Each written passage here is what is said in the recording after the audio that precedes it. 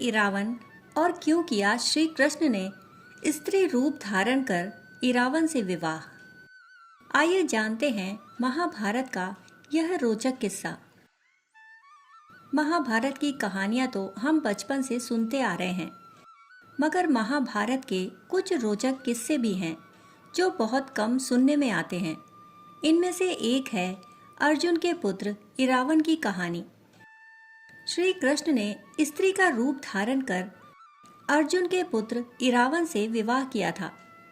फिर उसकी मृत्यु पर जमकर विलाप भी किया। महाभारत युद्ध में महान योद्धा और अर्जुन पुत्र इरावन का भी जिक्र आता है।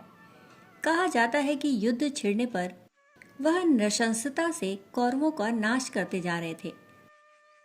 5 पांडवों में से एक अर्जुन की 4 पत्नियां थीं, द्रौपदी, उलूपी, चित्रांगदा और सुभद्रा। इरावन अर्जुन और उनकी दूसरी पत्नी नागकन्या उलूपी के पुत्र थे। उलूपी का अर्जुन से विवाह वनवास के दौरान हुआ था। इरावन पांडवों की भांति ही बलवान योद्धा थे। महाभारत के भीष्म पर्व के 83वें अध्याय के अनुसार महाभारत के युद्ध के 7वें दिन अर्जुन और उलूपी के पुत्र इरावन का अवंती के राजकुमार विंद और अनुविंद से अत्यंत भयंकर युद्ध हुआ।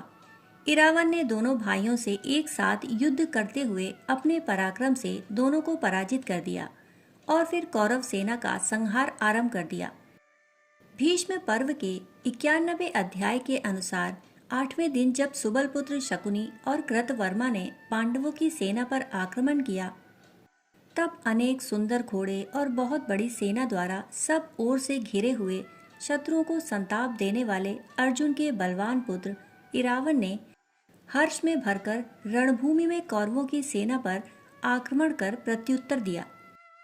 इरावन द्वारा किए गए इस अत्यंत भयानक युद्ध में कौरवों की घुड़सवार सेना नष्ट हो गई। तब शकुनी के 6 पुत्रों ने इरावन को चारों ओर से घेर लिया। इरावन ने अकेले ही लंबे समय तक इन 6 से वीरतापूर्वक युद्ध कर उन सबका वध कर डाला। महाभारत के युद्ध में इरावन ने कौरवों की सेना के कई प्रमुख सेनानियों को मार गिराया। हिंदू मान्यताओं के अनुसार महाभारत युद्ध में एक ऐसा समय भी आया जब पांडवों को लग रहा था कि वे युद्ध हार जाएंगे। तब नर बलि की मांग उठी। कहा गया कि यदि किसी राजपुत्र की बलि दी जाए तो पांडव ये युद्ध जीत जाएंगे। तब यह प्रश्न उठा कि आखिर स्वयं की बलि देगा कौन।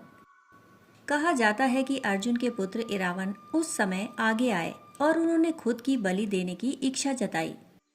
इरावन अपनी बलि देने के लिए राजी तो हो गए, परंतु उन्होंने एक शर्त रख दी।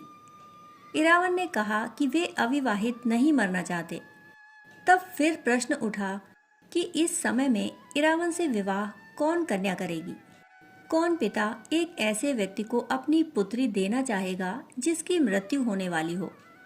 कहा जाता है कि तब श्री कृष्ण ने मोहिनी का रूप धारण किया और इरावन से विवाह किया। उन्होंने इरावन के साथ एक रात भी गुजारी। विवाह के अगले ही दिन इरावन और अलम्बुश का अनेक प्रकार से माया युद्ध हुआ। युद्ध स्थल में अपने शत्रु को प्रबल हुआ देख उस राक्षस ने अत्यंत भयंकर एवं विशाल रूप धारण कर अर्जुन के वीर एवं यशस्वी पुत्र इरावन को बंदी बनाने का प्रयत्न किया। फिर इरावन के कमल और चंद्रमा के समान कांतिमान तथा कुंडल एवं मुकुट से मंडित मस्तक को काटकर राक्षस ने धरती पर गिरा दिया।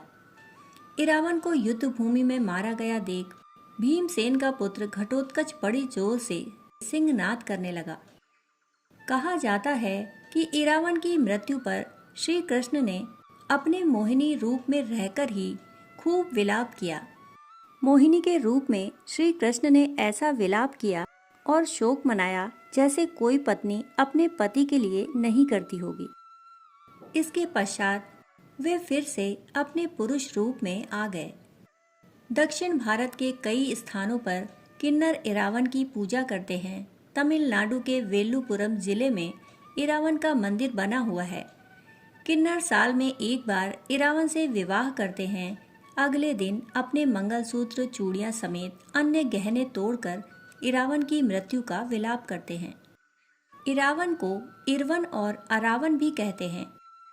समस्त किन्नर समुदाय स्वयं को उसकी विधवा मानते हैं। हर साल तमिल वर्ष की पहली पूर्णिमा को इस मंदिर में 18 दिवसीय कार्यक्रम मनाया जाता है। इसमें हजारों किन्नरों द्वारा उनके देवता इरावन से विवाह किया जाता है। पर अगले ही दिन मंगलसूत्र तोड़ और महाविलाप के बीच इरावन की प्रतिमा को भग्न कर किन्नरों द्वारा विधवा वेश धारण कर लिया जाता है। दोस्तों, कहानी सुनने के लिए आप सभी का बहुत बहुत आभार।